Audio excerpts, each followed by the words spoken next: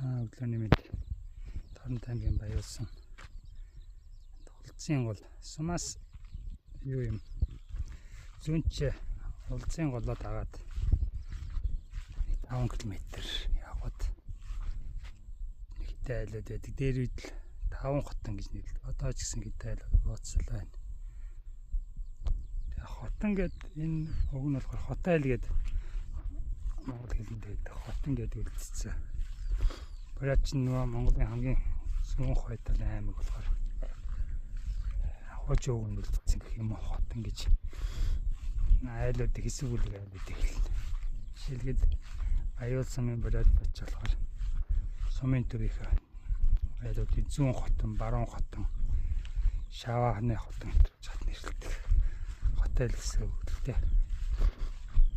Тэгээ энэ бас нэг сони юм нь болохоор Хятадхирэнд хотон гэдээ орцсон байна.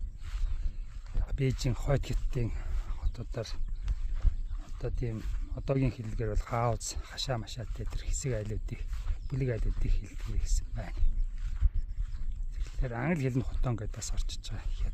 Монгол үг хятадаар дамжаад англи хэлэнд орсон байна. Тэгээ интернетээр тайлбарыг харсан чинь яг монгол гаралтай гэж бас бичээгүй шүү. Бид нэр энийг бас ойлгох л ёстой байх. Яг үг нь монгол юм чинь.